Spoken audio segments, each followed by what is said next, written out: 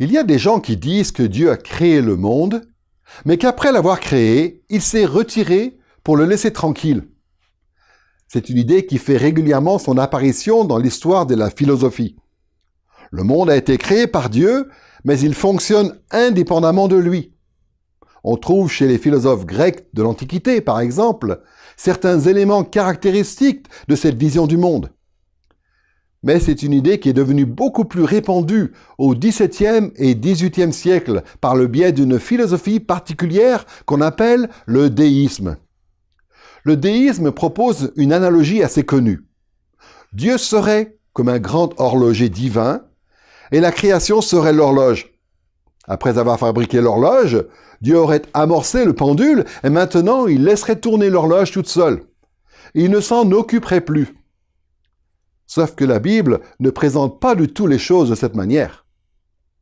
Pour ce qui concerne le vrai Dieu, la création n'est pas comme une horloge. La création est un royaume rempli d'habitants. Et Dieu soutient et gouverne activement son royaume et il interagit avec les sujets de son royaume. Et la personne de la Trinité, qui est la plus directement impliquée dans cette interaction avec le monde, c'est le Saint-Esprit. Ceci est la deuxième leçon de notre série intitulée « Nous croyons en l'Esprit Saint ». Le titre de cette leçon est « Dans le monde », puisque nous allons consacrer cette leçon à la question du rôle du Saint-Esprit dans la création en général. Nous allons nous intéresser à 4 aspects différents du rôle du Saint-Esprit dans le monde. D'abord, nous allons parler de son rôle dans la création du monde lorsque l'univers a été créé. Ensuite, nous réfléchirons à son rôle au niveau de la providence, par laquelle il soutient et gouverne la création. Troisièmement, nous parlerons de la révélation qu'il nous donne au travers de la création. Et enfin, quatrièmement, nous mentionnerons la grâce commune qu'il étend à l'humanité dans son ensemble. Commençons par le rôle du Saint-Esprit dans la création du monde. La question 15 du Grand Catéchisme de Westminster, publiée en 1647, est la suivante. Quelle est l'œuvre de la création? Et la réponse du catéchisme, l'œuvre de la création est cette œuvre par laquelle Dieu, au commencement, et par la parole de sa puissance, a fait le monde à partir de rien et tout ce qu'il contient pour lui-même en l'espace de 6 jours, ces choses étant très bonnes. Dans cette citation, le Grand Catéchisme de Westminster identifie l'œuvre divine de la création avant tout à la création initiale de l'univers. Mais les références bibliques qui sont généralement associées à cet extrait du catéchisme affirment que l'œuvre de Dieu en termes de création consiste aussi à créer de nouvelles choses en permanence, comme des êtres humains par exemple. Dans une autre leçon, nous avons dit que le symbole des apôtres attribuait l'œuvre de la création à Dieu le Père. Il est certain que le Père était l'initiateur de cette œuvre de création. Mais dans l'Écriture, il est évident que le Fils et le Saint-Esprit ont aussi eu un rôle actif dans cette œuvre. Par exemple, 1 Corinthiens chapitre 8 verset 6 dit que la création vient du Père par le Fils. Et en général, les théologiens s'accordent pour dire que le Saint-Esprit est la personne de la Trinité qui a réalisé cette œuvre, conformément au plan du Père, par l'intermédiaire du Fils. De tout temps, les théologiens en appellent à Genèse chapitre 1 pour montrer le rôle du Saint-Esprit dans l'œuvre initiale de la création. C'est un chapitre qui décrit la façon dont Dieu a créé l'univers et tout ce qui le remplit par la parole de sa puissance. Voici comment débute ce texte dans Genèse chapitre 1, versets 1 et 2. « Au commencement, Dieu créa le ciel et la terre. La terre était informe et vide. Il y avait des ténèbres à la surface de l'abîme, mais l'Esprit de Dieu planait au-dessus des eaux. » Ce qu'on a vu dans la première leçon, c'est que l'Ancien Testament ne dit pas clairement que le Saint-Esprit est une personne distincte au sein de Dieu. Néanmoins, l'Ancien Testament dit bien que Dieu a créé le monde par son Esprit. À partir de là, quand on considère ce qu'enseigne le Nouveau Testament sur l'Esprit de Dieu, on peut tout à fait en conclure que la création est l'œuvre du Saint-Esprit. Genèse chapitre 1 dit que pendant la création du monde, le Saint-Esprit planait au-dessus des eaux. Le mot « hashaf » en hébreu, qui est traduit par le verbe « planer », n'est utilisé qu'une autre fois dans le Pentateuque. Dans Deutéronome chapitre 32 verset 11, Moïse emploie une métaphore pour décrire la relation de Dieu avec le peuple d'Israël. C'est l'image d'un aigle qui prend soin de ses petits. Ce passage utilise le mot « hashaf » pour exprimer l'idée d'un oiseau puissant qui s'occupe de ses petits et qui les nourrit. Et donc, quand on voit dans la Genèse que l'Esprit de Dieu planait au-dessus des eaux, ce que cela implique, c'est que l'Esprit agissait comme un parent en quelque sorte, qui façonne et qui nourrit la création selon la parole de Dieu. John Owen est un auteur et un théologien puritain qui a vécu de 1616 à 1683. Dans un ouvrage intitulé « Un discours sur le Saint-Esprit », il parle de la puissance créatrice du Saint-Esprit. Dans le livre 1, chapitre 4, il évoque notamment l'action du Saint-Esprit dans le premier chapitre de la Genèse. Il écrit « Sans lui, il n'y avait qu'une mer morte, un abîme désordonné recouvert de ténèbres et incapable de produire quoi que ce soit. Mais par l'action du Saint-Esprit, il est communiqué à ce milieu hostile le principe de toutes les espèces et de toutes les formes et de toute la diversité qui viendraient à remplir et à orner le monde. » Bien que le langage ici soit un peu désuet, ce que veut dire Owen, c'est tout simplement que le monde, avant l'intervention du Saint-Esprit, n'était constitué que d'un océan chaotique et sans vie. C'est le Saint-Esprit qui a agi pour susciter l'ordre et la vie. Avant que n'agisse le Saint-Esprit, la terre était informe et vide, comme on l'a vu dans Genèse chapitre 1, versets 1 et 2. Ce qu'il faut s'imaginer, c'est les ténèbres et le chaos. Aucune lumière, aucune notion d'ordre ou de forme, aucune plante, aucune créature. Mais ce qu'on découvre par la suite dans Genèse chapitre 1, versets 3 à 31, c'est que l'Esprit de Dieu a complètement transformé le tableau. Pendant les 3 premiers jours, il s'est occupé du caractère informe du monde. Le premier jour, il a créé la lumière et les espaces respectifs du jour et de la nuit. Le deuxième jour, il a créé une étendue pour séparer les eaux. Cette étendue, nous l'appelons généralement l'atmosphère ou le ciel, qui se trouve entre les nuages, c'est-à-dire l'eau d'en haut, et le monde en bas. Le troisième jour, il a fait en sorte que les eaux d'en bas s'amassent de façon à laisser apparaître la terre ferme, et il a fait pousser des plantes sur cette terre. Pendant ces 3 premiers jours, l'Esprit de Dieu a donc fixé des limites dans la création en structurant le jour et la nuit, le ciel, les eaux et la terre ferme avec toute sa végétation.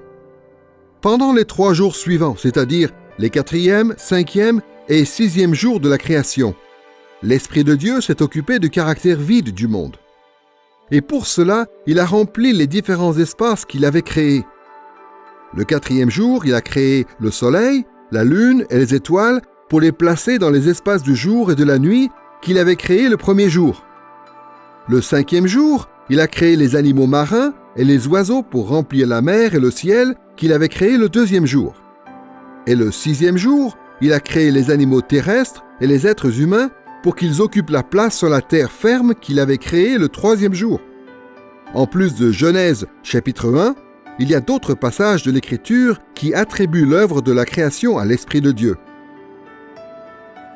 Par exemple, dans Ésaïe chapitre 40, versets 12 et 13, le rôle du Saint-Esprit dans la création du monde est présenté de la manière suivante. Qui a mesuré les eaux dans le creux de sa main, pris les dimensions des cieux avec la paume, et ramassé la poussière de la terre dans un tiers de mesure? Qui a pesé les montagnes au crochet et les collines à la balance? Qui a sondé l'Esprit de l'Éternel et qui l'a éclairé de ses conseils? La réponse est implicite.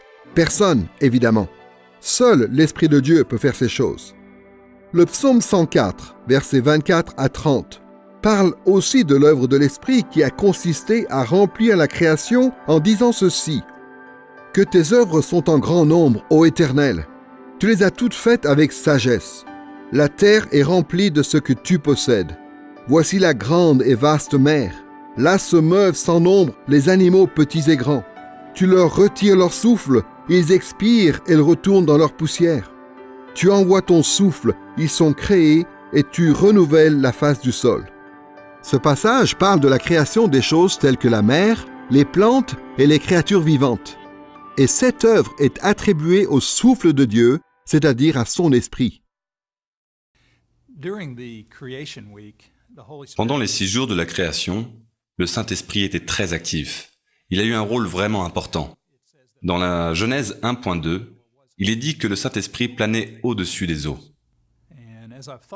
En y réfléchissant, je me dis que la façon dont le Saint-Esprit agit par rapport à la création, ça ressemble à la façon dont il agit dans le cœur d'une personne pour la régénérer.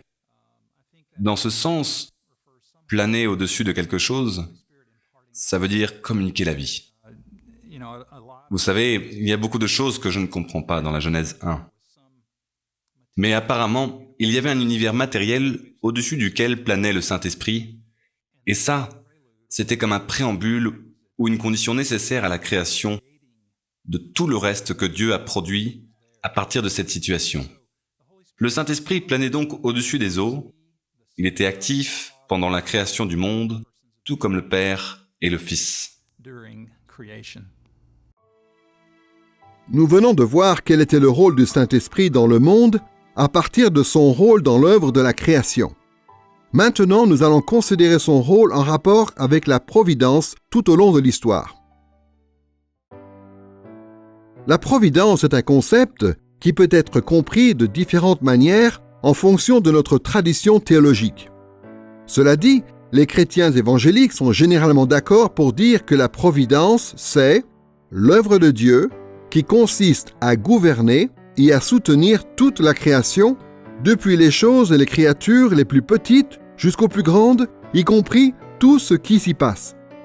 Fondamentalement, la providence englobe tout ce que fait le Saint-Esprit dans le monde tout au long de l'histoire. Pour l'instant, toutefois, nous allons nous concentrer seulement sur les caractéristiques générales de la providence. Nous traiterons un certain nombre de ces aspects particuliers dans d'autres parties de cette leçon, puis dans les leçons suivantes. La plupart des passages de l'Écriture qui parlent de la providence ne font pas la distinction entre les personnes de la Trinité. Et il nous faut évidemment reconnaître que la Trinité tout entière est pleinement impliquée dans l'œuvre divine de la providence.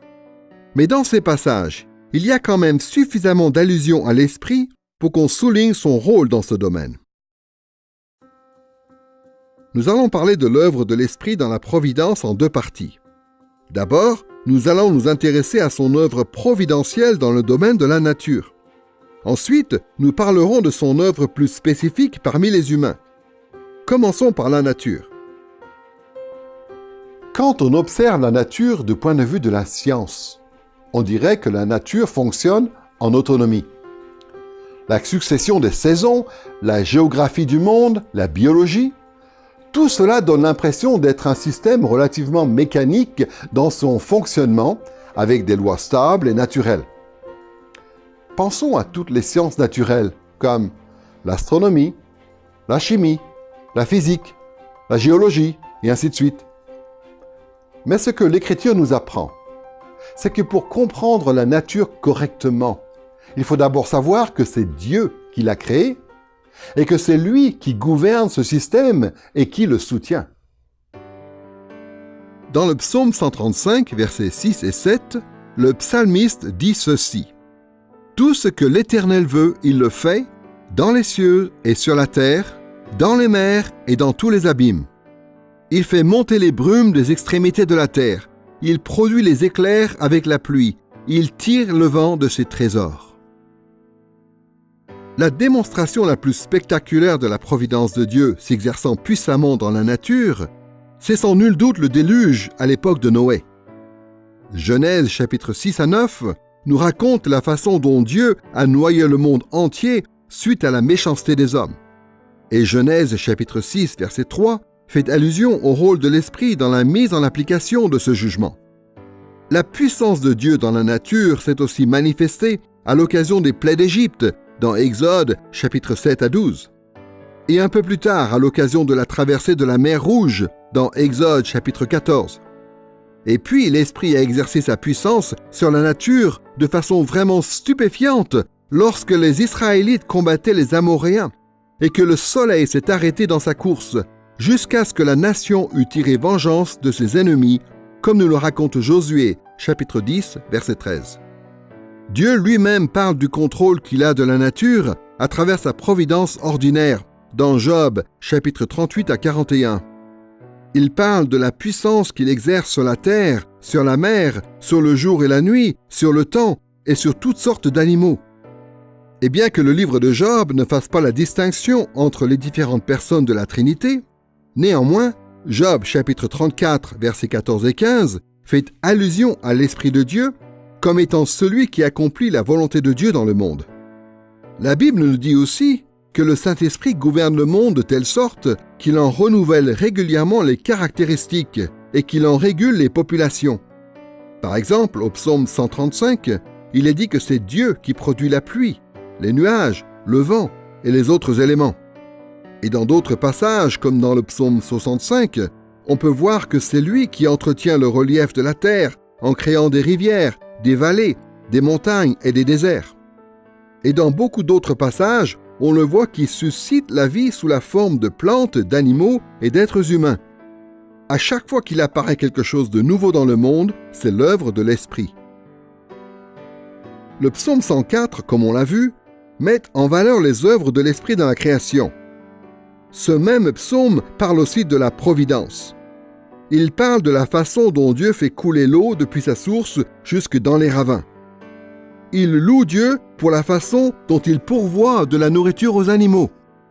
Il parle avec admiration de la vie que Dieu donne aux plantes et aux arbres et des habitations qu'il donne aux oiseaux et aux autres animaux.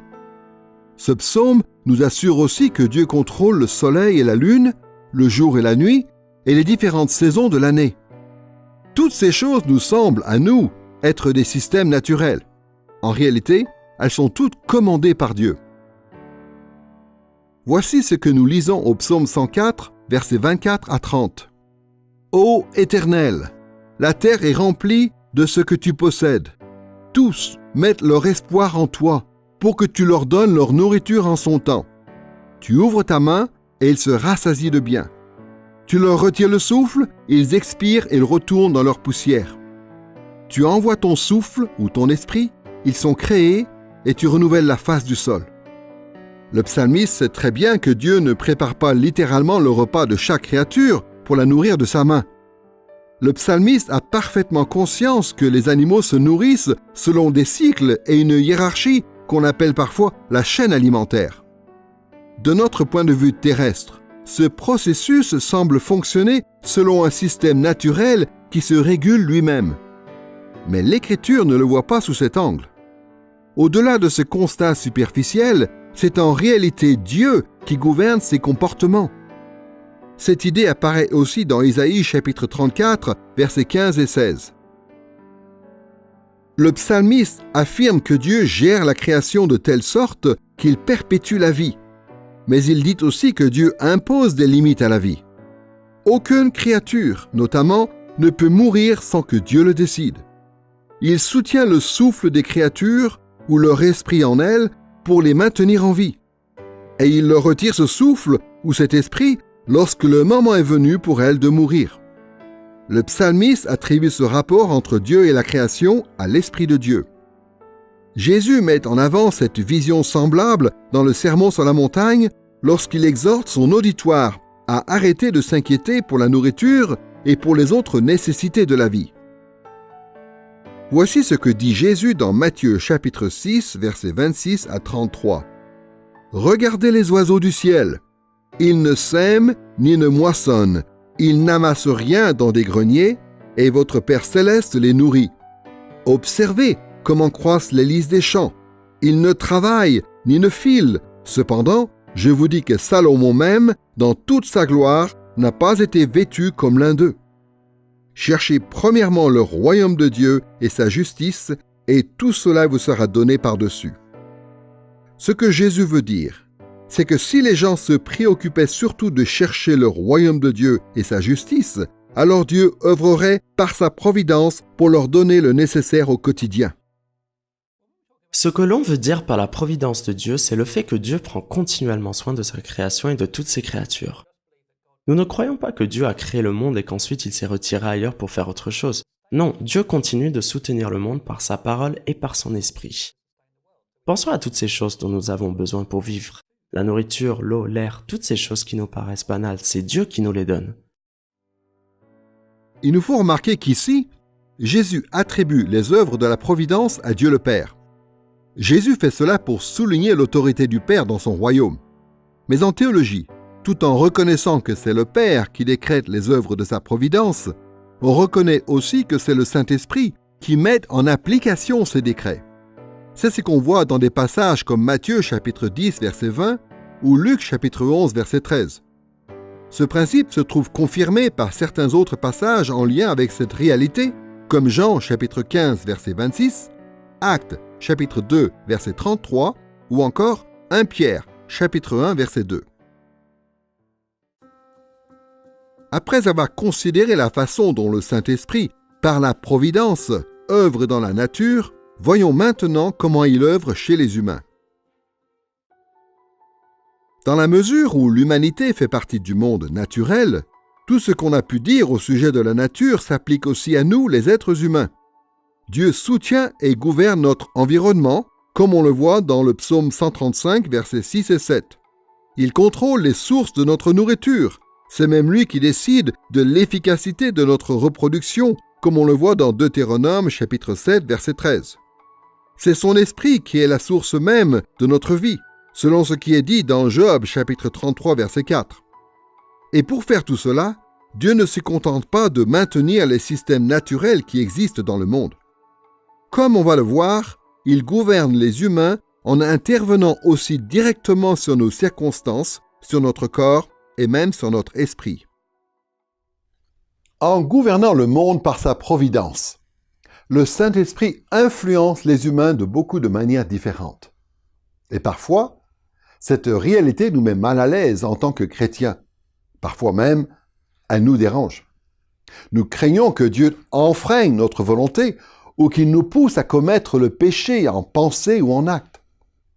Parfois, nous lui reprochons même de nous faire du mal, quand il permet à la souffrance de nous atteindre. Il est donc important de se rappeler, avant tout, que le Saint-Esprit ne fait jamais rien de mal. Il ne nous maltraite jamais, il n'abuse jamais de nous. Et ensuite, nous devons nous rappeler qu'il œuvre toujours, en fin de compte, pour le bien des croyants. Peut-être que la vie est douloureuse pour l'instant, mais toute cette souffrance que nous endurons, elle produira des bienfaits éternels à la fin. Alors bien sûr, en fonction de notre traduction théologique, nous allons réconcilier ces idées de façon quelque peu différente. Mais tous les gens qui croient à la Bible devraient reconnaître que l'œuvre du Saint-Esprit dans la providence est toujours aussi bonne et pure que le Saint-Esprit lui-même. Dans Actes chapitre 17, versets 24 à 26, l'apôtre Paul résume l'étendue de la providence en disant ceci. « Le Dieu qui a fait le monde et tout ce qui s'y trouve, donne à tous les hommes la vie, le souffle et toutes choses. Il a déterminé les temps fixés pour eux et les bornes de leur demeure. » En disant que Dieu est celui qui donne la vie et le souffle, Paul fait sans doute allusion au Saint-Esprit. Et il nous dit que l'œuvre du Saint-Esprit dans la providence consiste à nous donner tout ce que nous avons et à déterminer le temps de notre vie et les limites exactes de notre demeure, c'est-à-dire le lieu de notre vie ici-bas. Le Saint-Esprit ne se contente pas de préserver le monde pour que nous puissions y vivre. En fait, il gouverne même les circonstances exactes de notre vie, y compris dans un certain sens les choix que nous faisons. Nous reconnaissons volontiers cet aspect de l'œuvre de l'Esprit dans les guérisons et les résurrections miraculeuses que nous rapporte l'Écriture. Nous reconnaissons aussi l'œuvre providentielle du Saint-Esprit dans notre vie lorsqu'en priant, nous croyons que Dieu est capable, s'il le souhaite, d'intervenir sur nos circonstances, sur notre santé, sur la durée de notre vie et même sur notre intelligence et sur notre esprit. Dans l'Écriture, on trouve parfois des exemples frappants de la façon dont le Saint-Esprit gouverne la vie des humains. Par exemple, dans Deutéronome chapitre 2, versets 30 et 31, Moïse affirme que Dieu est intervenu dans la vie de Sihon, roi de Heshbon, pour rendre son esprit inflexible et pour endurcir son cœur.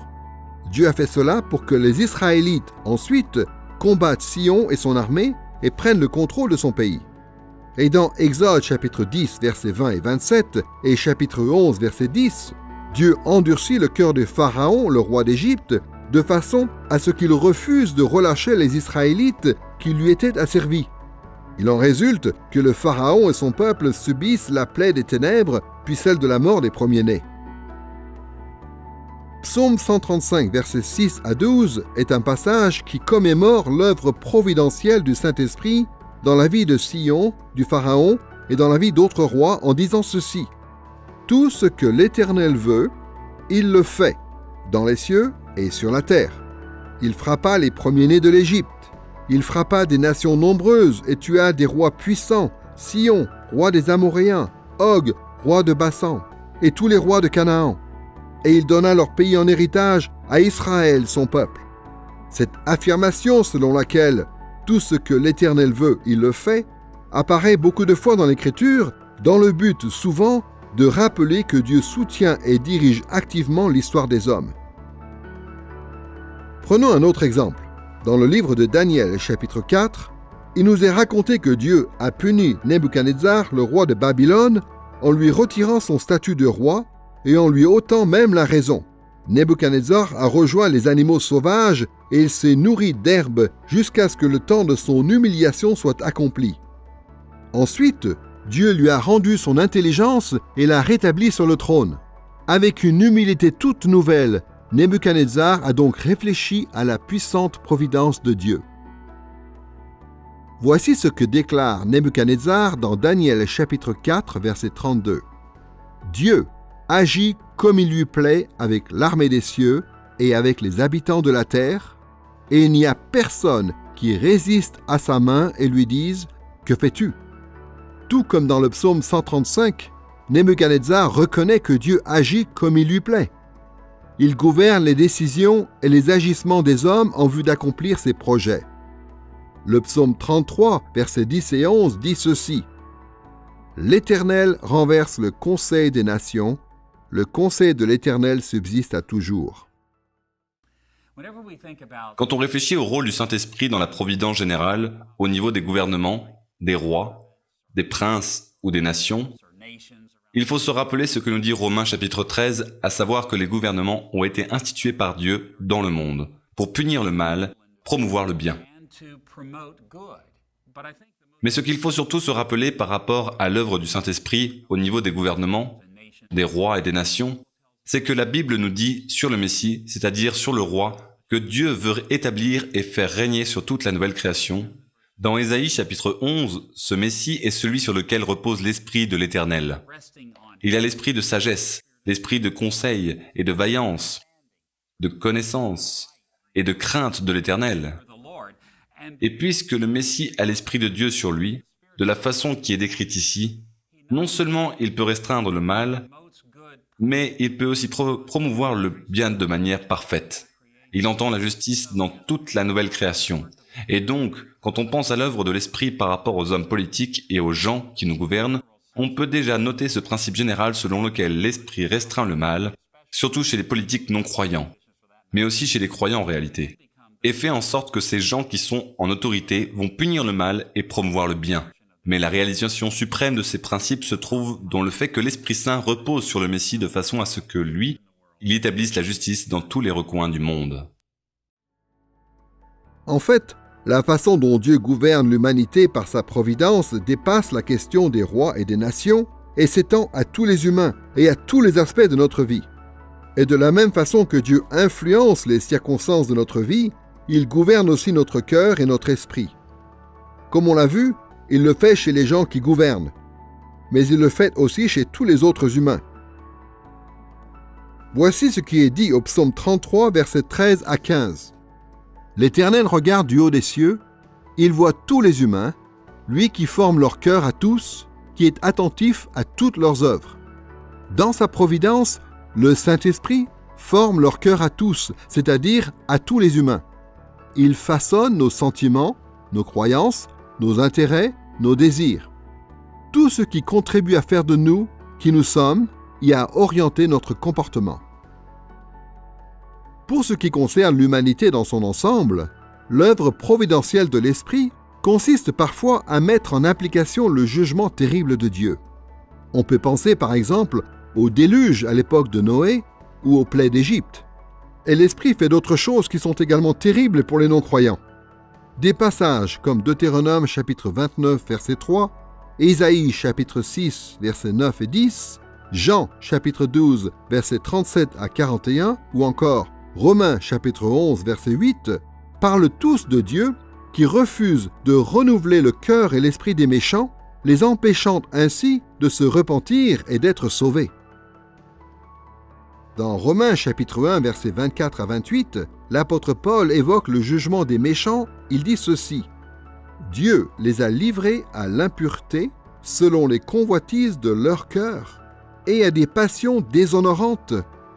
Comme ils n'ont pas jugé bon d'avoir la connaissance de Dieu, Dieu les a livrés à une mentalité réprouvée pour commettre des choses indignes. » La notion de providence divine devrait inspirer de la crainte aux pécheurs, car Dieu n'attend pas toujours le grand jour du jugement pour punir le mal.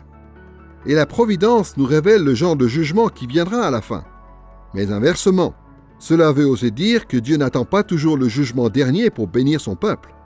Non seulement il agit dans notre vie pour nous nourrir et pour nous garder, mais il agit aussi dans notre cœur et dans notre esprit pour faire en sorte que nous lui obéissions. C'est ce que dit l'apôtre Paul dans Philippiens chapitre 2 verset 13. « C'est Dieu qui opère en vous le vouloir et le faire selon son dessein bienveillant. » Cette façon dont le Saint-Esprit intervient dans sa providence chez les croyants et chez les non-croyants est une réalité que l'on voit aussi dans plusieurs passages de l'Ancien Testament. Dans Ésaïe chapitre 29 verset 16 et chapitre 45 verset 9 et dans Jérémie chapitre 18 versets 1 à 19, Dieu est représenté comme un potier et les humains comme de l'argile. Et à chaque fois, l'Écriture nous fait comprendre que le potier a le droit de prendre l'argile et d'en faire ce qu'il veut. En se référant à cette métaphore, l'apôtre Paul résume cet aspect de la providence divine dans Romains chapitre 9, versets 18 à 21 lorsqu'il dit « Dieu fait miséricorde à qui il veut, et il endurcit qui il veut. Tu me diras donc, qu'a-t-il encore à blâmer? Car qui résiste à sa volonté? Toi plutôt, qui es-tu pour discuter avec Dieu? Le vase modelé dira-t-il au modeleur, pourquoi m'as-tu fait ainsi? Le potier n'est-il pas maître de l'argile pour faire avec la même pâte un vase destiné à l'honneur et un vase destiné au mépris? L'apôtre Paul nous fait comprendre ici que le droit du potier sur l'argile est tel qu'il peut aller jusqu'à endurcir le cœur des gens, de sorte que ces gens vont s'opposer à Dieu et faire l'objet de son jugement. Comme on l'a dit, il existe des traditions théologiques différentes avec des visions différentes de l'œuvre de l'Esprit. Prenons par exemple le rôle providentiel de l'Esprit dans la conversion des gens. On peut aborder cette question sous deux angles. Le premier correspond au cas de figure où quelqu'un reçoit Christ comme sauveur. Le second correspond au cas de figure où quelqu'un rejette Christ. Tous les chrétiens qui croient à la Bible devraient être d'accord sur le fait que c'est l'Esprit Saint qui, par des moyens providentiels, fait en sorte que les gens entendent l'Évangile et soient mis en situation de devoir prendre une décision. Mais il y a principalement trois visions différentes du rôle du Saint-Esprit dans ce processus. Premièrement, certaines traditions théologiques estiment que les êtres humains ont naturellement la capacité de choisir entre le chemin du salut et le chemin de la perdition. De ce point de vue-là, le rôle providentiel du Saint-Esprit consiste surtout à faire en sorte que les gens puissent prendre connaissance de l'Évangile. Ensuite, il y a la tradition qui est d'accord avec le fait que le Saint-Esprit conduit notre vie de façon à ce que nous découvrions le message de l'Évangile. Mais en plus, cette tradition considère que les humains déchus n'ont pas naturellement la capacité de répondre positivement à l'Évangile. Dans notre condition déchue, nous allons toujours choisir le chemin de la perdition. De ce point de vue-là, le Saint-Esprit accorde une grâce prévenante, c'est-à-dire une grâce qui précède la foi qui sauve, par les moyens de laquelle nous devenons capables de choisir le chemin du salut. Une fois que nous avons reçu cette grâce, les deux chemins se présentent à nous sur un plan d'égalité et nous pouvons choisir de recevoir ou de rejeter Christ. La troisième vision consiste à dire, en accord avec la précédente, que le Saint-Esprit nous permet de connaître l'Évangile et que nous n'avons pas naturellement la capacité de choisir la vie. Mais ici, le Saint-Esprit dispense une grâce irrésistible à ceux qu'il a choisi de sauver.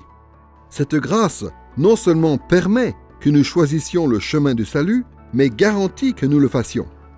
Ces différents points de vue sont clairement en désaccord sur certains points. Malgré tout, les trois affirment que le Saint-Esprit a un rôle important en termes d'influence et de direction dans la vie des humains, et même de façon plus ou moins marquée dans les choix que nous faisons.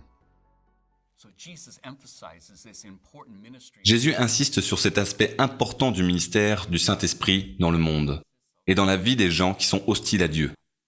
Le Saint-Esprit œuvre pour les convaincre de leur culpabilité. Il œuvre pour montrer aux non-croyants en quoi ils se trompent lorsqu'il est question de péché, de la justice et du jugement.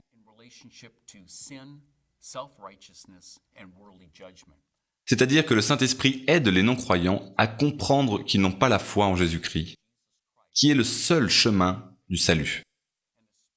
Et le Saint-Esprit fait aussi prendre conscience à beaucoup de non-croyants qu'ils s'appuient sur leur propre justice en vue de mériter la faveur ou l'amour de Dieu et son salut, alors qu'il est impossible de recevoir son salut de cette manière. Et donc le Saint-Esprit provoque un dérangement, pour ainsi dire, chez les non-croyants, en leur montrant leurs péchés, en leur montrant qu'ils se justifient eux-mêmes, en leur montrant qu'ils jugent selon le monde et non selon Dieu, et que tout cela, c'est mal. Et ensuite, il les pousse, il les incite à se tourner vers Jésus-Christ. Le Saint-Esprit agit donc puissamment dans la vie des non-croyants pour les toucher et pour les faire naître de nouveau. Nous avons donc pu réfléchir à l'œuvre du Saint-Esprit dans le monde au niveau de la création, puis au niveau de la providence. Nous passons maintenant à son rôle dans la révélation.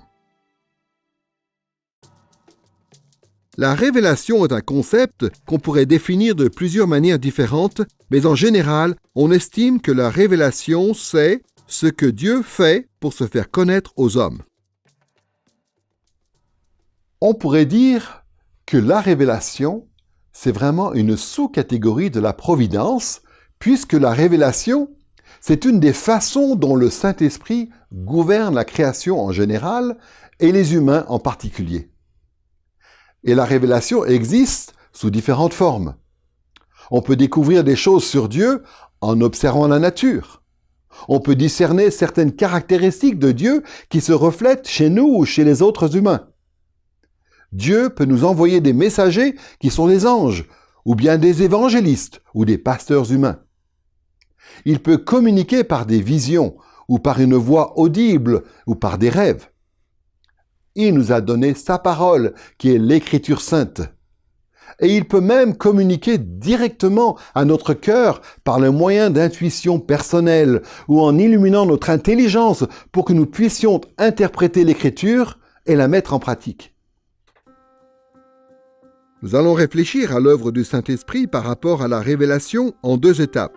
D'abord, nous allons considérer les modèles qui existent en théologie pour décrire les différents types de révélations. Ensuite, nous verrons ce que dit la Bible sur le rôle du Saint-Esprit, qui est la source de la révélation. Commençons par les différents modèles qui existent pour décrire la révélation. En théologie, beaucoup de systèmes différents ont été proposés pour essayer d'établir des catégories et d'y classer les différents genres de révélations que le Saint-Esprit nous donne. Dans cette leçon, nous allons considérer les 5 modèles les plus courants. Pour commencer, les théologiens ont proposé très tôt de faire une distinction entre la révélation naturelle et la révélation surnaturelle. Dans cette leçon, nous allons employer l'expression « révélation naturelle » pour désigner la connaissance de Dieu qui nous est communiquée par des mécanismes ordinaires de la nature et par la providence. ce qui inclut toute créature, tout objet, toute substance et tout principe présent dans la création. Par exemple, le psaume 19, verset 2, parle de la révélation naturelle en disant « Les cieux racontent la gloire de Dieu et l'étendue céleste annonce l'œuvre de ses mains. » La révélation surnaturelle, en revanche, est la connaissance de Dieu qui vient directement de Dieu ou par l'intermédiaire de ses messagers, ce qui inclut les miracles, la prophétie, l'inspiration de l'Écriture et toute autre intervention de Dieu ou toute autre œuvre extraordinaire de sa providence. Cette distinction entre la révélation naturelle et la révélation surnaturelle reflète le fait que Dieu emploie beaucoup de moyens différents pour se faire connaître. Il se révèle par le moyen du monde naturel, par le moyen du monde surnaturel des anges et des démons, et par le moyen de communication directe avec les humains. Cette distinction reflète aussi le fait que Dieu est le créateur de tout ce qui existe, et donc que tout ce qui existe est susceptible de nous apprendre quelque chose sur Dieu. Cette façon de voir les choses a une faiblesse toutefois, c'est qu'il semble négliger le fait que toute révélation, en fin de compte, est surnaturelle. Le monde naturel, après tout, a été créé par Dieu et c'est Dieu qui le soutient et qui le gouverne par sa providence. Puisque le Saint-Esprit, en fin de compte, est la source de toute révélation, il serait peut-être plus judicieux de considérer que la révélation constitue un tout et que la distinction entre révélation naturelle et surnaturelle consiste surtout à déplacer le curseur sur une échelle continue. Ainsi, une parole audible qui viendrait directement de Dieu, ce serait hautement surnaturel. Un prophète humain inspiré de Dieu, ce serait un peu moins surnaturel. Et la connaissance de Dieu par l'observation de la nature qu'il a créée, ce serait le côté le moins surnaturel du spectre de sa révélation.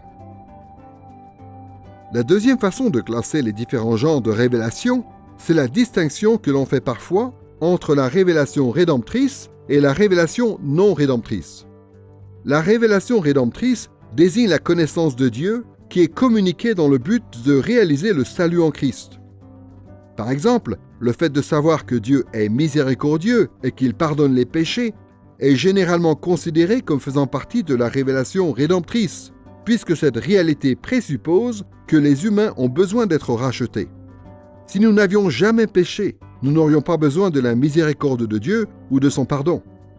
À l'inverse, la révélation non rédemptrice désigne la connaissance de Dieu qui ne tient pas compte du péché ou de la rédemption.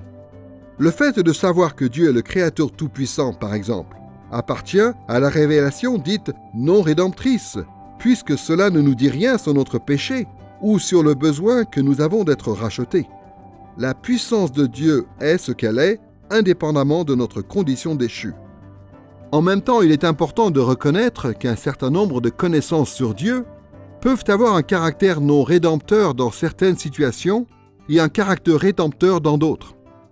Par exemple, le fait de reconnaître la gloire de Dieu, qui n'est pas normalement une révélation qu'on qualifierait de rédemptrice, pourrait constituer pour un pécheur l'expérience déterminante qui le conduirait à la repentance et à la foi. De plus, la révélation rédemptrice n'est proprement rédemptrice que pour les croyants. Pour ceux qui ne se repentent pas, cette révélation ne fait qu'ajouter au jugement qu'ils encourent. C'est ce qu'on voit dans des passages comme Matthieu chapitre 11, versets 21 et 22, et Ésaïe chapitre 6, versets 9 et 10. La troisième façon de classer les différents genres de révélation consiste à faire une distinction entre la révélation générale et la révélation spéciale. Ces deux types de révélations ont été définis de diverses manières par les théologiens. Il y en a certains qui font cette distinction en fonction des moyens par lesquels la révélation est donnée. Selon ce point de vue, la révélation générale correspond à peu près à la révélation naturelle, car elle nous vient par des moyens naturels. Et la révélation spéciale correspond plutôt à la révélation surnaturelle, puisqu'elle nous vient par des moyens surnaturels. D'autres théologiens se concentrent plutôt sur les destinataires de la révélation. La révélation générale s'adresse aux humains en général et donc elle est potentiellement accessible à tous, tandis que la révélation spéciale n'est accessible qu'à certaines personnes en particulier. Ce modèle est utile en ce qu'il reconnaît que tout le monde ne reçoit pas la même révélation de Dieu puisqu'il y a des différences importantes entre nos vies à chacun, entre nos histoires et même entre nos capacités respectives à recevoir la révélation. Par exemple, les non-voyants ne peuvent pas recevoir directement les aspects visuels de la révélation générale. Et à l'inverse, la révélation spéciale, comme l'écriture par exemple, est parfois destinée à tout le monde sans discrimination. Une autre façon d'aborder ces deux catégories consiste à faire la distinction entre le contenu de la révélation générale et celui de la révélation spéciale. Cette approche ressemble à celle qui distingue la révélation rédemptrice de la révélation non rédemptrice. Selon ce point de vue, la révélation générale est destinée à tous les humains, indépendamment de la question du péché et du salut. À l'inverse, la révélation spéciale est donnée à un nombre limité d'humains que Dieu appelle à être sauvés. Cette approche a le mérite de reconnaître que Dieu choisit de sauver certaines personnes, comme le dit l'apôtre Paul dans Romains chapitre 8, versets 29 et 30, et dans Éphésiens chapitre 1, versets 5 et 11. Elle souligne aussi le fait que Dieu est déterminé à faire ce qui est nécessaire pour amener ces gens à la foi et à la maturité en Christ.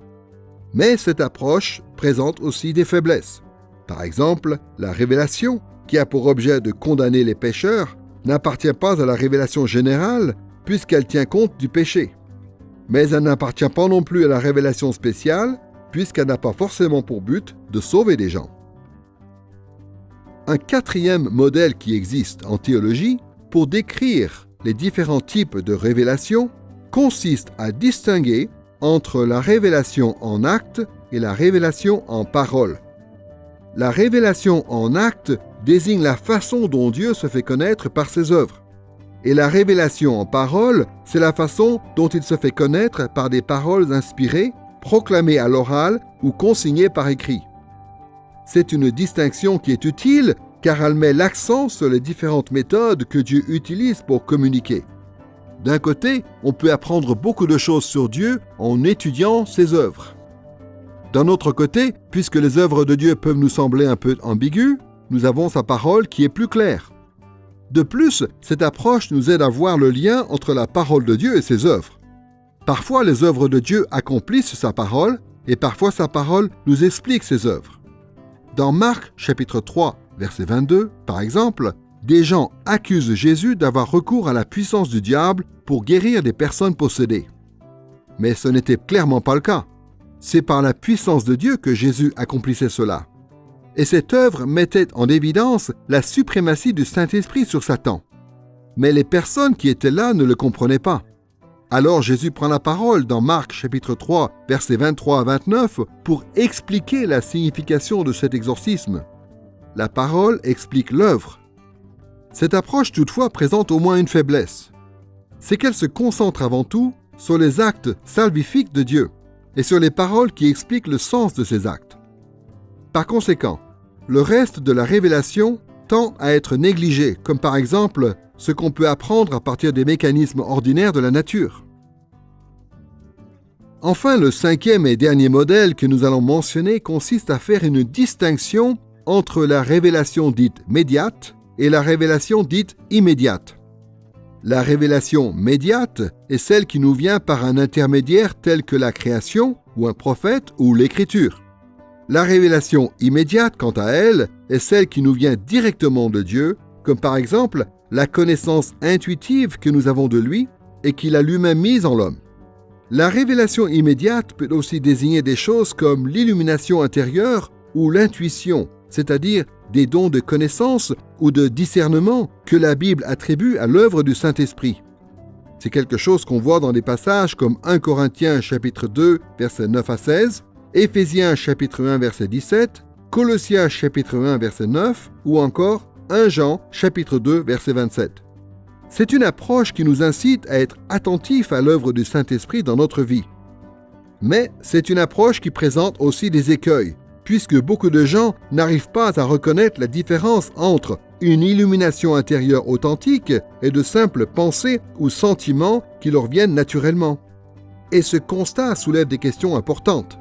Comment faire pour savoir d'où viennent nos pensées, nos émotions, nos visions, nos rêves, les voix que nous entendons peut-être, voire même notre interprétation de l'Écriture? Comment savoir si ces choses viennent du Saint-Esprit ou peut-être d'un ange, et si elles sont fiables? Comment être sûr qu'on n'est pas en train de se tromper soi-même ou qu'on n'est pas en train de se faire piéger par un démon? Des passages comme Actes chapitre 17 verset 11 et 1 Jean chapitre 4 verset 1 nous mettent en garde contre le fait de recevoir naïvement toute révélation, toute illumination, toute interprétation ou toute tradition comme venant forcément du Saint-Esprit. Ces passages, au contraire, nous invitent à faire preuve de scepticisme et à éprouver tout esprit et tout message pour vérifier s'ils s'accordent avec Dieu et avec l'Écriture. Gardons à l'esprit les différents modèles que nous venons de voir et passons maintenant au fait que le Saint-Esprit est la source de la révélation. Tous les différents modèles qui existent en théologie pour décrire les différents types de révélations ont au moins ceci en commun. C'est qu'ils reconnaissent que Dieu est la source ultime de la révélation. Puisque toute révélation vient de Dieu, toute révélation est absolument vraie. Et puisqu'elle est vraie, elle fait autorité. Nous sommes dans l'obligation de croire ce que la révélation nous apprend sur Dieu et de répondre en aimant Dieu et en lui obéissant. Mais comment savons-nous que le Saint-Esprit en particulier est directement impliqué dans ce processus qui consiste à nous faire connaître Dieu? En ce qui concerne la révélation dans l'Écriture, le Saint-Esprit est aux deux bouts du fil. Il est celui qui envoie le message de la part de Dieu, et c'est lui qui assure que le message est bien reçu par le peuple de Dieu, en vue de produire ce qu'il est censé produire. D'un côté, le Saint-Esprit est donc à l'origine du message, et de l'autre, Pierre nous dit que des hommes de Dieu ont été poussés par le Saint-Esprit pour parler de la part de Dieu. Le Saint-Esprit a utilisé leur expérience, leur éducation, leur capacité littéraire et leur connaissance de certaines circonstances historiques pour nous communiquer la pensée de Dieu. La parole de Dieu, c'est ce qu'on appelle la doctrine de l'inspiration.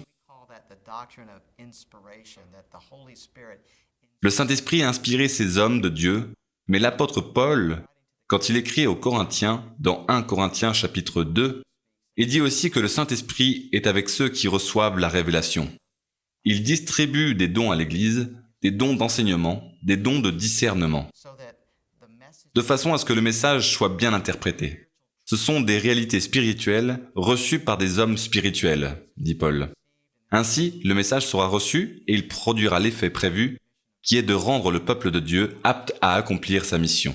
C'est ce qu'on appelle la doctrine de l'illumination, c'est-à-dire que le Saint-Esprit éclaire le peuple de Dieu et lui accorde les moyens d'une part de recevoir la communication de l'Esprit, la parole de Dieu, et d'autre part d'utiliser ce message de la façon voulue par Dieu. On voit souvent dans l'Écriture que la révélation est communiquée à travers l'œuvre de Dieu dans la création et dans la providence. Et comme on l'a vu, le Saint-Esprit joue un rôle très important dans ces deux aspects de l'œuvre de Dieu.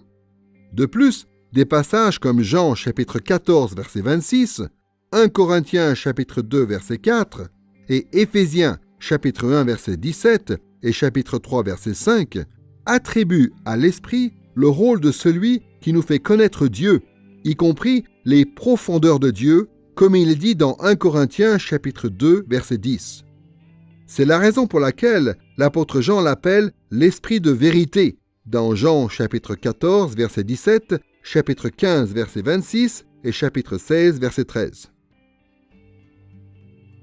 Et dans 1 Jean chapitre 5 verset 6, il est dit même ceci: c'est l'Esprit qui rend témoignage, parce que l'Esprit est la vérité. La Bible nous montre que le Saint-Esprit est celui qui nous donne toutes les catégories de révélation que nous avons vues jusqu'ici dans cette leçon. Mais il est peut-être utile, quand même, de passer en revue certains types de révélations que la Bible lui attribue explicitement.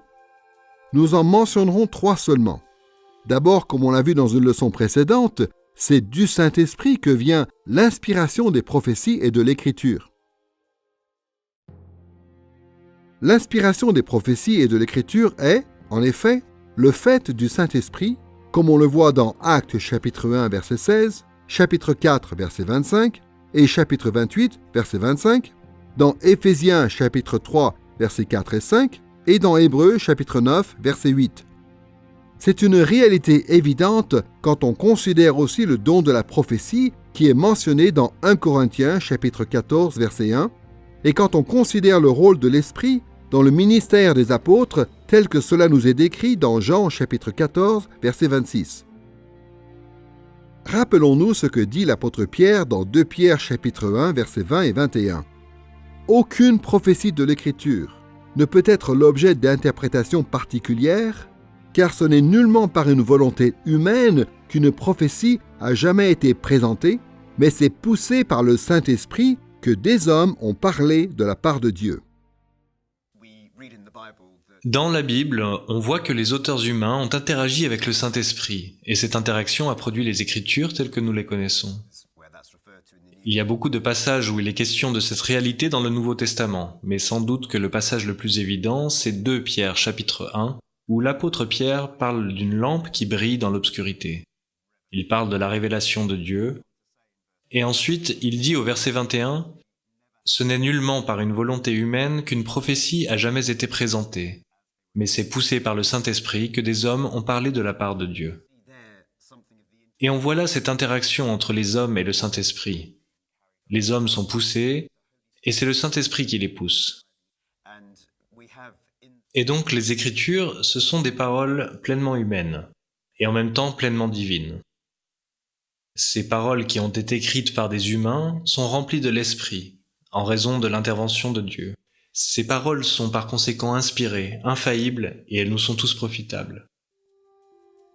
Deuxièmement, le Saint-Esprit produit aussi l'illumination intérieure et l'intuition. Nous avons fait allusion à l'illumination intérieure et à l'intuition lorsque nous évoquions la question de la révélation dite immédiate. Il est vrai que ces dons de l'Esprit ne sont pas toujours distincts dans l'Écriture, mais on peut quand même les séparer. L'illumination intérieure désigne un don de connaissance ou de discernement qui est principalement de nature cognitive. Et l'intuition désigne plutôt un don de connaissance ou de discernement qui est de nature essentiellement émotionnelle, c'est-à-dire qui relève plutôt de l'impression ou du sentiment. Dans 1 Corinthiens chapitre 2, versets 9 à 16, l'apôtre Paul décrit l'illumination intérieure et l'intuition de l'Esprit en termes de Dieu qui révèle sa pensée à son peuple.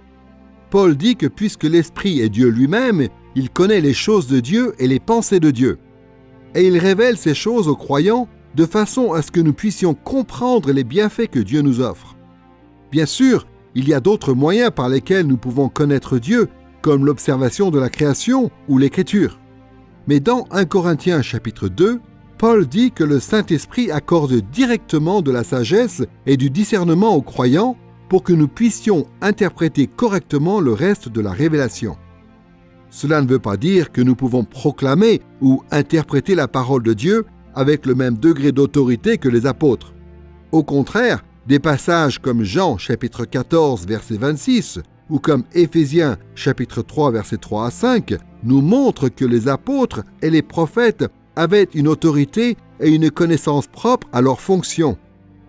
Cela n'empêche pas que le Saint-Esprit nous accorde à nous aussi, à travers l'illumination intérieure et à travers notre intuition, une meilleure connaissance de sa révélation.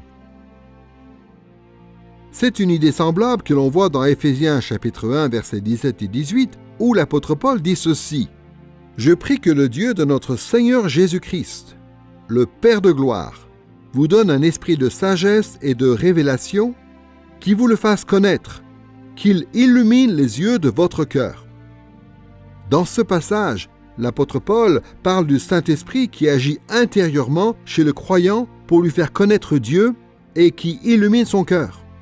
Des notions que l'on trouve aussi dans Colossiens chapitre 1 verset 9 et dans 1 Jean chapitre 2 verset 27.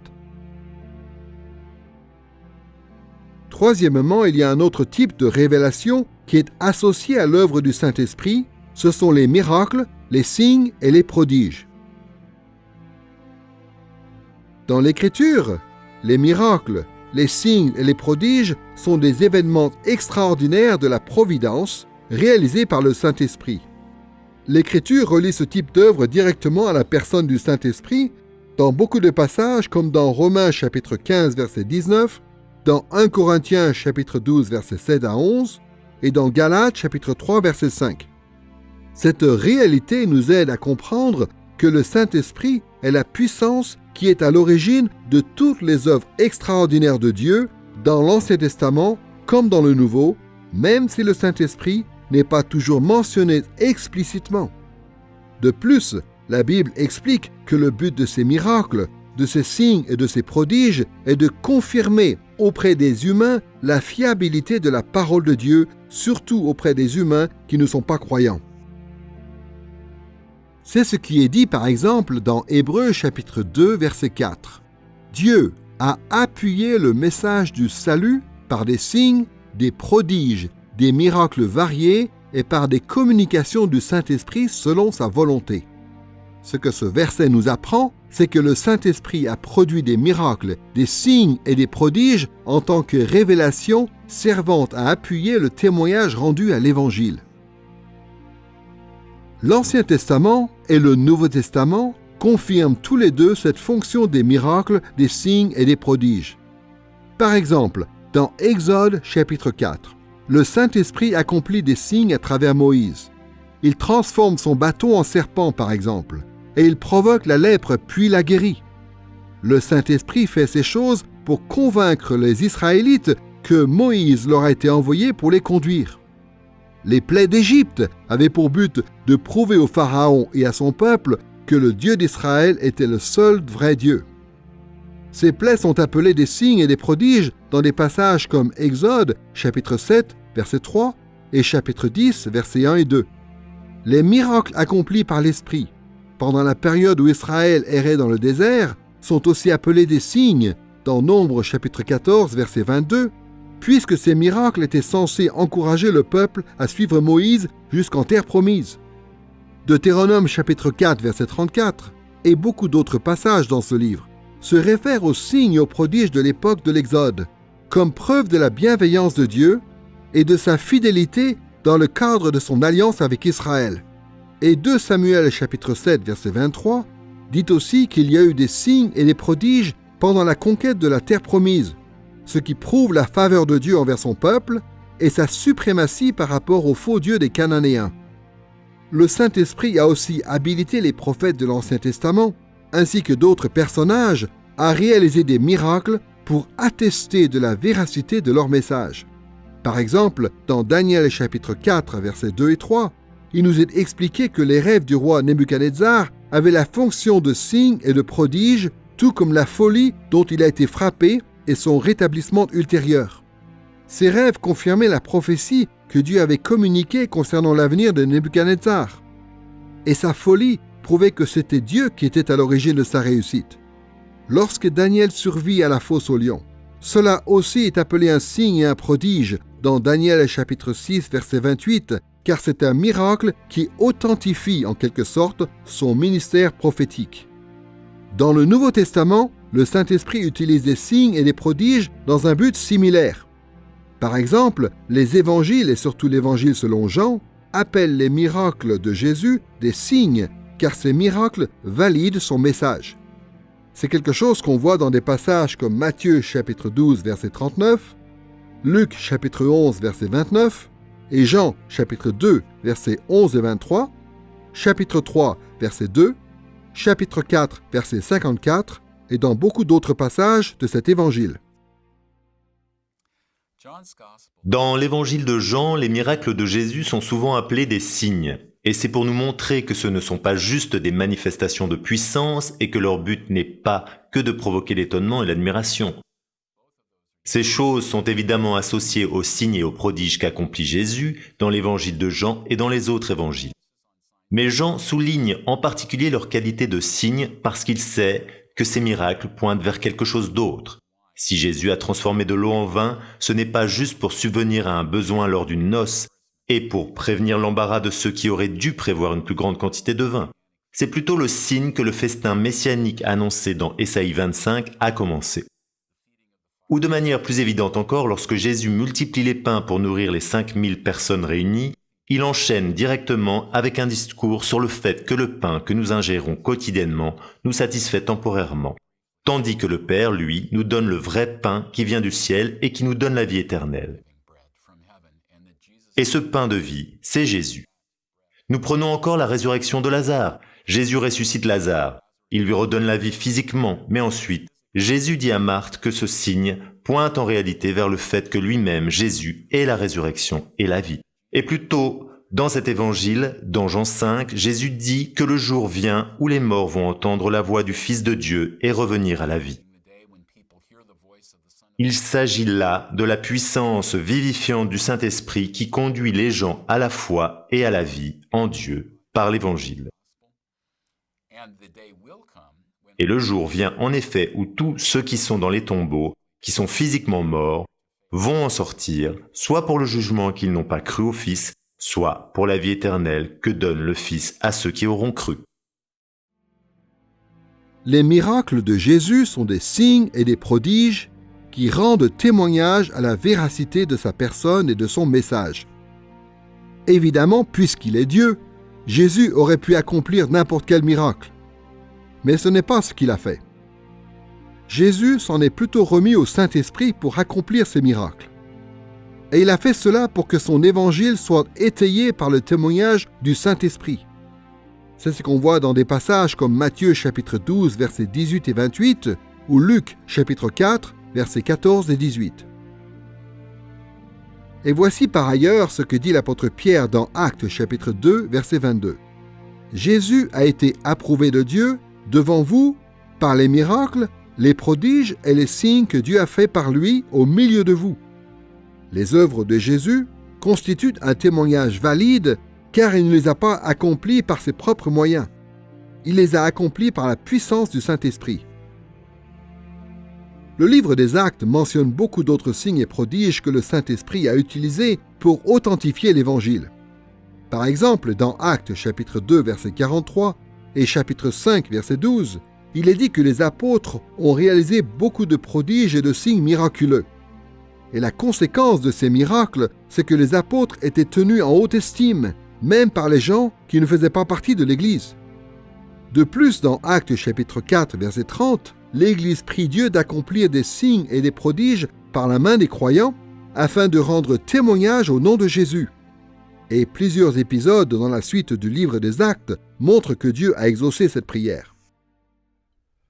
Le Saint-Esprit utilise la création tout entière pour nous faire connaître Dieu. Et parfois, il communique même directement avec les êtres humains.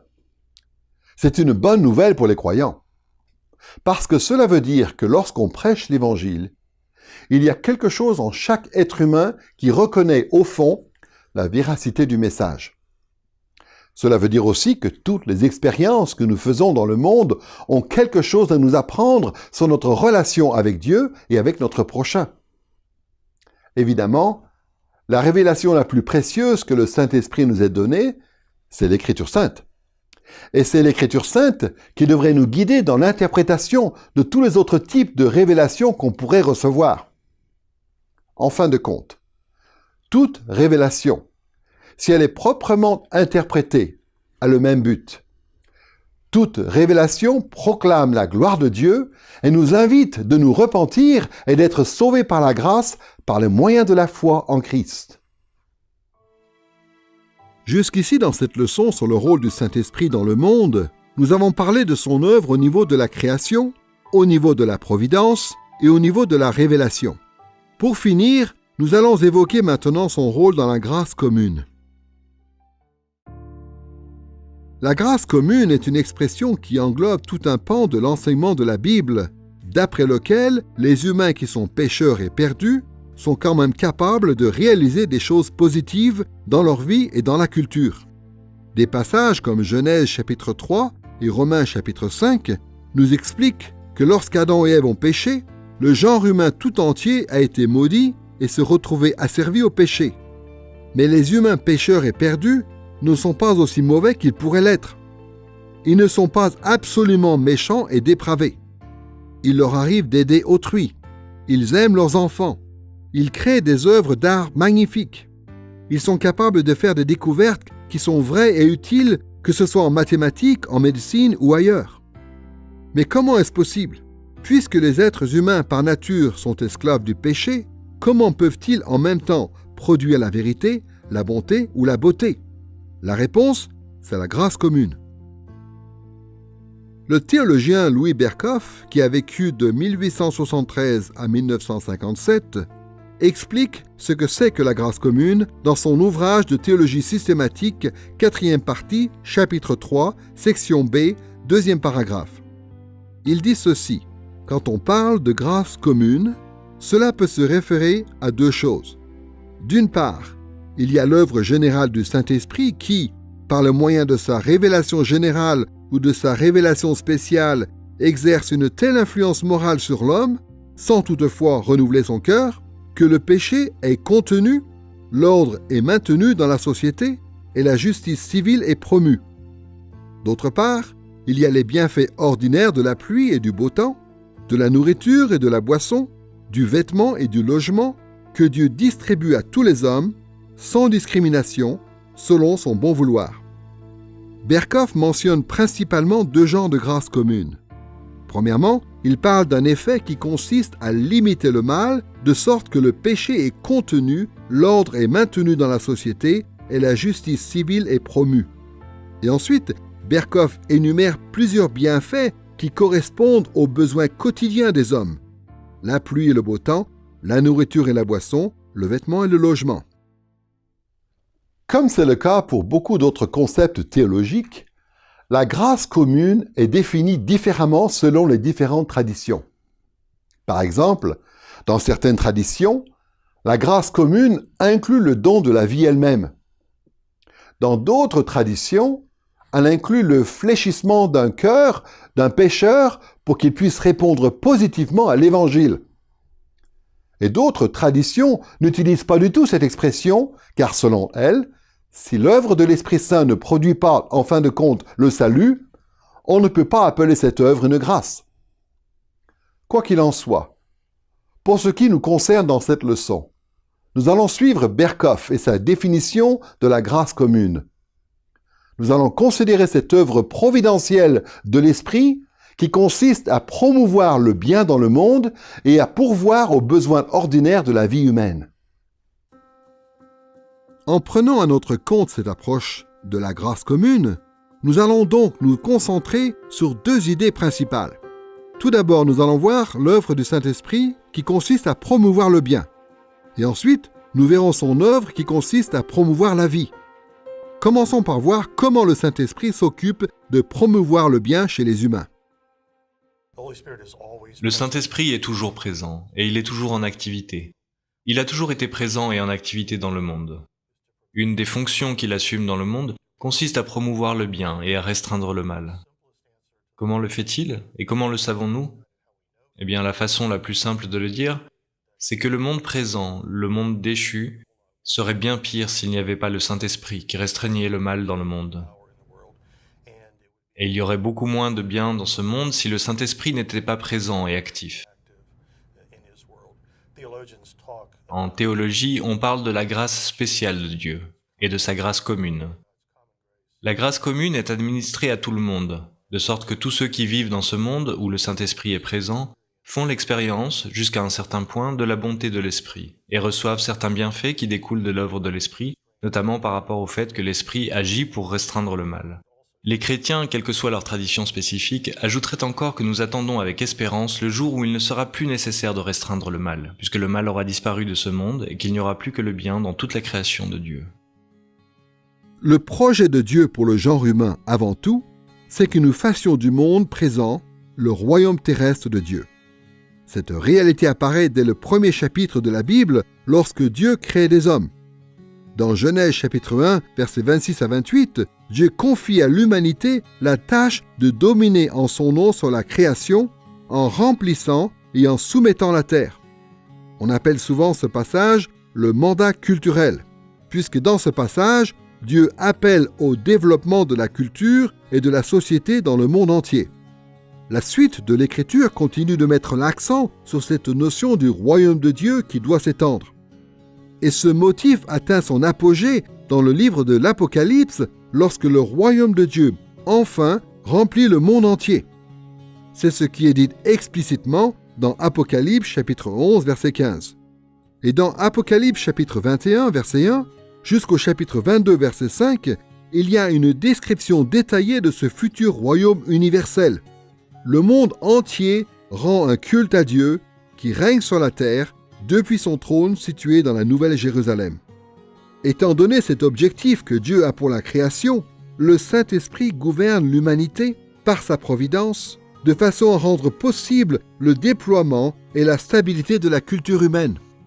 Par exemple, il établit les gouvernements civils dans le but de punir et de restreindre le mal parmi les hommes, comme l'apôtre Paul le dit dans Romains chapitre 13, versets 1 à 7.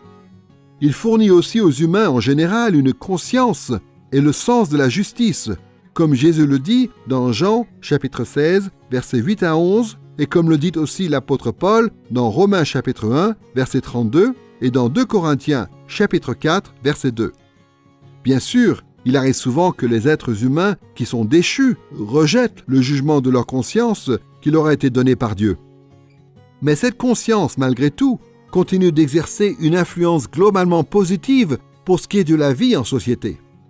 L'Esprit Saint fournit aussi aux humains une sagesse et une intelligence suffisantes pour reconnaître et acquérir, jusqu'à un certain point, la vraie sagesse.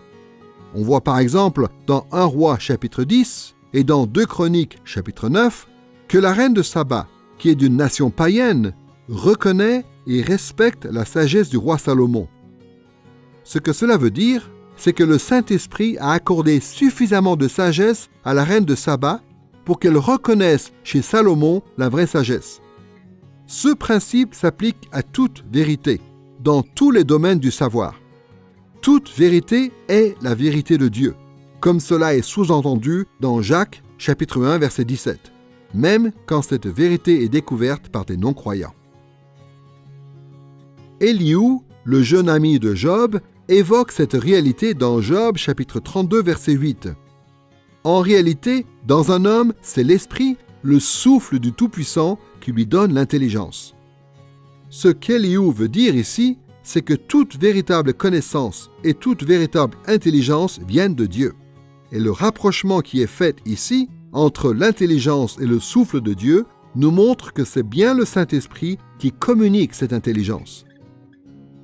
En plus de tout cela, le Saint-Esprit gouverne aussi le monde dans sa providence, de telle sorte que les bons comportements ont tendance à avoir de bonnes conséquences. C'est un point essentiel de la littérature de sagesse que l'on trouve dans la Bible comme le livre des Proverbes. Et c'est une réalité qu'on peut observer dans toutes les sociétés humaines. Par exemple, quand on corrige et quand on éduque ses enfants, ceux-ci ont tendance à devenir des adultes plus responsables, avec un sens civique mieux développé. Quand on se comporte avec bienveillance et avec équité envers les autres, ceux-ci ont tendance à faire la même chose en retour. Une réponse douce calme la colère, mais une parole dure, à l'inverse, excite la colère. Cela est vrai pour tout le monde. Pour promouvoir le bien, le Saint-Esprit châtie parfois les méchants, en allant même jusqu'à les faire mourir. C'est un principe qu'on peut voir dans le psaume 75, versets 6 à 9, et dans Ésaïe, chapitre 59, versets 15 à 21. Et au psaume 76, versets 11 à 13, il est dit ceci: « Certainement la colère de l'homme retournera à ta louange. Tu garrotteras le reste de ces hommes violents. Vouez et rendez vos vœux à l'Éternel votre Dieu, vous tous qui êtes autour de lui, et qu'on apporte des dons au redoutable. Il retranche la vie des conducteurs. Il est redoutable au roi de la terre. » Qu'on se rappelle l'exemple spectaculaire de la destruction de l'armée égyptienne dans les eaux de la mer Rouge, tel que cela nous est raconté dans Exode chapitre 14. Dieu a mis fin à la persécution exercée par les Égyptiens contre les Israélites, et il a aussi entravé les projets malveillants que les Égyptiens pouvaient avoir à l'encontre d'autres nations. Si le péché n'a pas encore poussé l'humanité à s'autodétruire, c'est avant tout parce que le Saint-Esprit gouverne le monde dans sa providence. Il empêche les non-croyants d'être aussi mauvais qu'ils pourraient l'être, et il restreint l'étendue du mal que les pécheurs pourraient causer. De plus, par son influence positive, le Saint-Esprit suscite des gouvernements justes, des relations d'amitié sincères, et des familles aimantes. Et il distribue l'intelligence nécessaire à la découverte de vérités utiles dans tous les domaines du savoir. Pour le dire simplement, s'il y a quelque chose de bon ici-bas, cela n'est possible qu'en vertu de la bonté de Dieu le Saint-Esprit. Au niveau de la grâce commune, l'œuvre de l'Esprit consiste donc, d'une part, à promouvoir le bien, mais elle consiste aussi à promouvoir la vie. Comme on l'a vu un peu plus tôt dans cette leçon, lorsque le Nouveau Testament parle de l'œuvre du Père dans la providence, il est surtout question de l'autorité du Père sur son royaume. Mais c'est le Saint-Esprit qui met en application les décrets du Père. Le Saint-Esprit promeut la vie dans le monde, notamment en préservant l'ordre de la nature, de façon à ce que les humains puissent recevoir ce don dont ils ont besoin, pour vivre au quotidien, comme l'eau et la nourriture par exemple. L'apôtre Paul parle de la façon dont Dieu pourvoit aux besoins de tous les êtres humains dans Actes chapitre 14, versets 15 à 17. Il déclare ceci aux non-croyants de la ville de Lystre. « Le Dieu vivant qui a fait le ciel, la terre, la mer et tout ce qui s'y trouve, n'a cessé de rendre témoignage de ce qu'il est par ses bienfaits, en vous donnant du ciel les pluies et les saisons fertiles et en vous comblant de nourriture. » Le Saint-Esprit promeut aussi la vie en permettant aux humains d'avoir des enfants et de les élever. La puissance qu'il exerce sur la reproduction des hommes est mentionnée en plusieurs endroits, comme dans Genèse chapitre 20 verset 18 et chapitre 29 verset 31, dans Deutéronome chapitre 28 verset 11 et chapitre 30 verset 9, et dans le psaume 113 verset 9. Ce lien entre l'esprit et l'enfantement apparaît aussi dans des passages qui disent que les enfants sont un don de Dieu, comme Genèse chapitre 33 verset 5 et Josué chapitre 24 versets 3 et 4. Comme il est dit au psaume 127 verset 3, « Voici que des fils sont un héritage de l'Éternel, le fruit des entrailles est une récompense. » Et puis le Saint-Esprit exerce sa patience, sa miséricorde et sa grâce envers tous les humains, y compris ceux qui n'ont pas la foi et qui ne l'auront jamais. C'est ce qu'on voit dans des passages comme le psaume 145, versets 8 et 9, Ésaïe chapitre 26, verset 10, Romains chapitre 2, versets 4 et 5, et dans beaucoup d'autres passages. Prenons Luc chapitre 6, verset 35 par exemple, où Jésus dit ceci, « Aimez vos ennemis, faites du bien et prêtez sans rien espérer, votre récompense sera grande et vous serez fils du Très-Haut, car il est bon pour les ingrats et pour les méchants. » Jésus dit qu'en aimant nos ennemis et en leur faisant du bien, en tant que chrétiens, nous pouvons ressembler à Dieu. Cette affirmation n'est logique qu'à condition que Dieu lui-même fasse preuve de bonté et d'amour envers ses ennemis, et c'est le cas. Dieu sait très bien qui va avoir foi en lui et être sauvé et qui ne va pas croire en lui et ne pas être sauvé. Et pourtant la Bible est claire, Dieu aime tout le monde d'un amour que je qualifierais de créationnel, c'est-à-dire en rapport avec le fait qu'il est le créateur. C'est pourquoi la Bible dit par exemple que Dieu fait pleuvoir sur les méchants et sur les bons. Dieu ne fait pas pleuvoir seulement sur le champ du fermier croyant, il fait pleuvoir sur le champ du croyant et du non-croyant. Et donc, puisque Dieu est un Dieu d'amour, et puisqu'il a créé tous les humains à son image, il a un genre d'amour créationnel pour tous les humains. Alors bien sûr, je suis persuadé que Dieu a un amour paternel spécifique pour certains humains que la Bible appelle les élus, c'est-à-dire les rachetés, ceux qui se tournent vers Dieu dans la repentance et la foi. Il y a donc un genre d'amour particulier que Dieu a pour certains groupes de personnes, mais il a aussi un genre d'amour général que Dieu a pour tout le monde, et c'est quelque chose qui se traduit par le fait que le Saint-Esprit, à certains égards, prend soin de tout le monde. On a vu un peu plus tôt qu'en promouvant le bien dans la société et dans la culture, le Saint-Esprit contribuait à l'établissement du royaume de Dieu sur la terre. Il en est de même quand il promeut la vie. En effet, en promouvant la vie, le Saint-Esprit permet aux hommes de soumettre la terre, de régner sur toutes les créatures et de remplir le monde d'autres êtres humains qui sont l'image de Dieu. Le Saint-Esprit promeut la vie de telle façon que dans sa grâce, il accorde même à des êtres humains pécheurs et non repentants des bienfaits qui ne sont pas nécessaires à l'accomplissement du mandat culturel. Mais voici ce qu'il leur dit pour finir dans Actes chapitre 14, verset 17.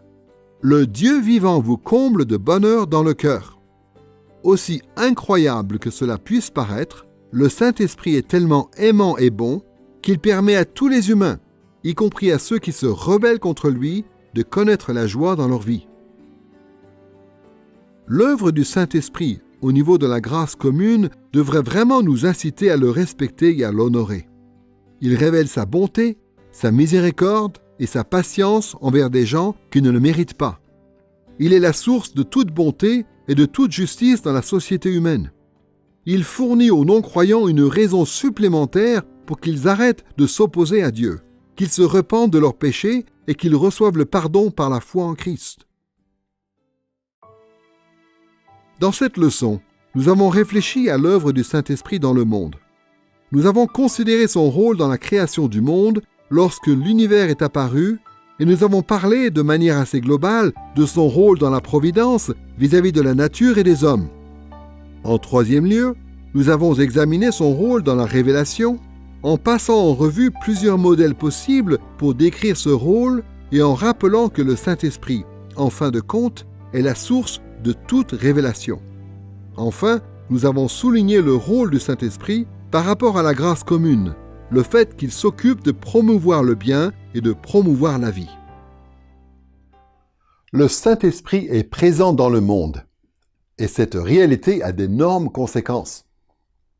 Depuis le tout début de la création, le Saint-Esprit façonne, soutient et gouverne l'existence de ce monde. Toute la vie, toute l'histoire, toute la réalité qui nous entoure dépend de son œuvre et manifeste son œuvre. Et en tant que croyants, nous devrions tirer de cela une grande assurance et une grande consolation. Dieu lui-même est présent avec nous tout le temps. Il pourvoit à nos besoins, il nous garde, il nous aime, et il contrôle souverainement les moindres détails de la création de façon à ce qu'un jour, la plénitude de son royaume soit établie sur la terre pour sa gloire et pour notre plus grand bonheur.